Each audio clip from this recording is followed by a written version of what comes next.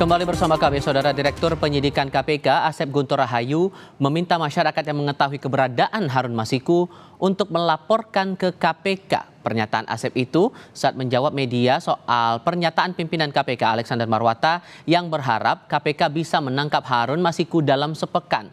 Asep menilai ucapan Alex itu justru memberikan motivasi bagi para penyidik untuk bekerja lebih fokus menangkap Harun.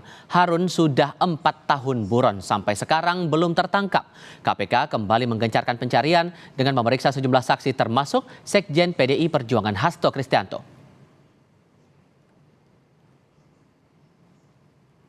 Ini kami melihat bahwa pimpinan kami ini memberikan motivasi gitu kepada penyidik, gitu kan, agar memang benar-benar fokus sehingga mendorong secepatnya untuk bisa kita selesaikan. Jadi sekalian di sini kami tidak bosan-bosannya mohon informasi, mohon masukan, kalau dengar, kalau lihat gitu ya, ada di mana kabari kami.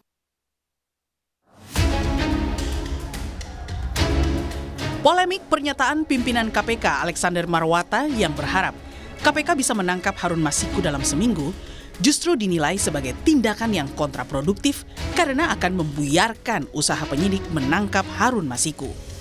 Yang jelas kalau secara profesional kami penyidik di lapangan ketika kemudian sedang melakukan pengintaian terhadap buronan di satu lokasi tempat, lalu kemudian pimpinan kita di Jakarta itu menyampaikan bahwa kita sudah berada di lokasi itu.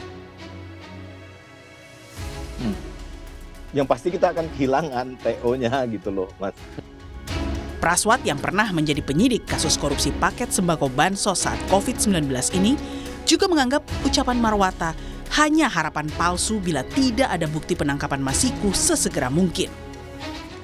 Tidak lazim, optimisme itu bukan seperti itu. Menumbuhkan optimisme itu harus dibuktikan dengan kenyataan. Kita berdebat itu harapan, itu 7 hari, itu 8 hari, 10 hari, 1 bulan. Tangkap sekarang juga. Kalau mau ditetapkan tersangka tambahan, tetapkan tersangka tambahan sekarang juga. Kalau mau disita, digeledah, sita dan geledah sekarang juga. Sebelumnya, pimpinan KPK Alexander Marwata mengklarifikasi ucapannya yang berani berucap Masiku bisa ditangkap dalam sepekan.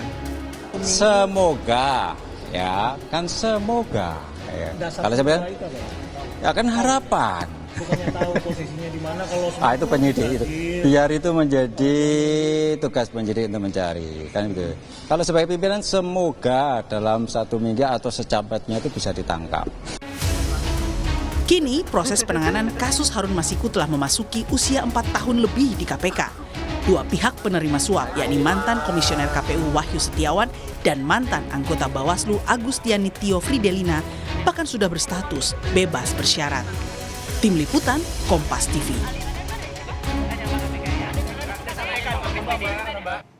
Setelah pimpinan KPK Alexander Marwata berucap Harun Masiku bisa ditangkap dalam sepekan, kini giliran Direktur Penyidikan KPK Asep Guntur Rahayu yang meminta diberitahu bila ada yang melihat Harun Masiku. Ada apa dengan KPK? Apakah pernyataan demi pernyataan yang dilontarkan ke publik ini menunjukkan ada yang tak sinkron dalam proses penanganan kasus buronan Harun?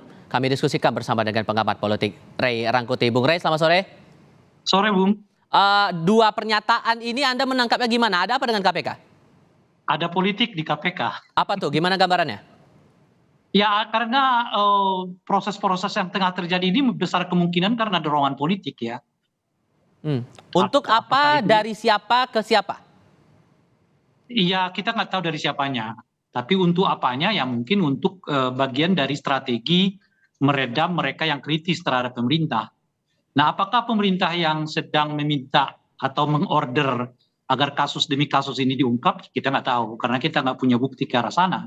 Tetapi melihat gelagat yang terjadi hari ini, ya tentu susah juga untuk tidak mengaitkan antara ada hubungan politik dari peristiwa-peristiwa ini dengan murni proses bagian dari penegakan hukum.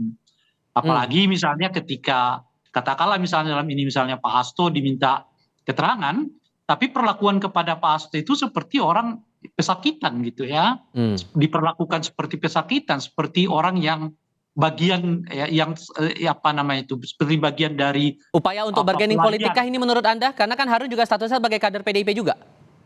Nah iya itu yang saya sebut tadi kan. Hmm. Kalau kita lihat gejala umumnya saat ini kan hampir semua orang yang bersikap kritis kepada pemerintah itu selalu mendapatkan masalah-masalah hukum. Entah itu karena tuduhan pencemaran nama baik, ya, pencemaran lembaga, lembaga kepresidenan, macam-macam lah tuduhannya yang bisa disampaikan kepada mereka yang selama ini bersikap kritis kepada pemerintah gitu. Apa itu dilakukan oleh aparat penegak hukum lain seperti polisi, ya, dan terakhir ini ya seperti proses yang tengah terjadi kepada saudara Hasto gitu ya, di luar bahwa apakah Hasto benar-benar mengetahui atau tidak, saya nggak tahu, tetapi kalau benar Bung Hasto mengetahuinya kan ada 4,5 tahun sebelum ini kemana aja itu KPK gitu loh. Oke. Dan ini rasanya baru satu kali terjadi ada kasus yang ditangani, ini ada roman politik yang dibalik itu? Iya, karena pertama kan ada janji akan menangkap dalam 1 minggu, lalu diralat lagi. Ya kemudian penyidik KPK malah mengatakan minta keterangan lagi dong. Nah itu kemarin mereka minta saudara Hasto datang ke KPK itu buat apa gitu loh. Oke.